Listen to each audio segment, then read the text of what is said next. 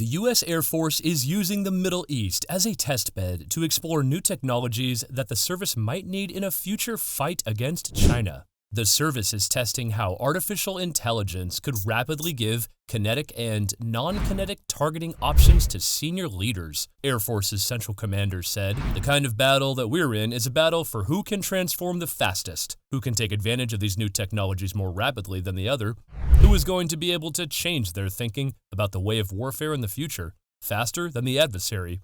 Lieutenant General Alexis Grinkowicz, who leads Air Force's Central Command, said Wednesday during the annual Defense One Tech Summit. Similar to the Indo-Pacific, Grinkowicz's command is in a combat environment on a day-to-day basis, he said.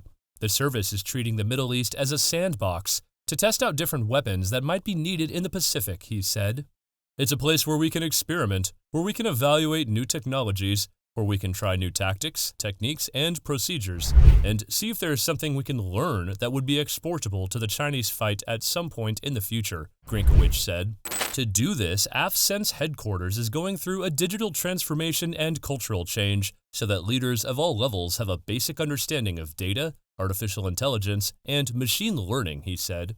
If we don't have that foundational understanding of these key technologies that are emerging, again, we're not going to fully understand the operational environment in which we're operating, Grinkowicz said. The general stressed that commercial innovation is driving this shift. He said industry has been approaching AFCENT with cloud solutions, new data algorithms, and courses on data literacy. The command is also using industry solutions to improve how it identifies targets it wants to strike, a process that's historically been cumbersome and slow, Grinkowicz said. AFCENT has had an ongoing set of exercises using artificial intelligence to help us enable target discovery, to look at a variety of classified and open-source available feeds of information, and to cue us where particular targets might be, he said. With human oversight, AI could rapidly give kinetic and non-kinetic targeting options to senior leaders and automate the process, Grinkowicz said.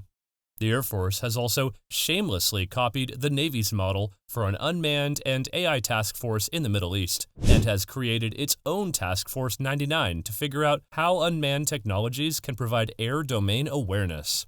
The group already has more than a dozen types of drones and will have dozens more delivered in the next few months, Grinkowicz said. However, the Air Force still needs to figure out how exactly it will scale Task Force 99 across the service, he said.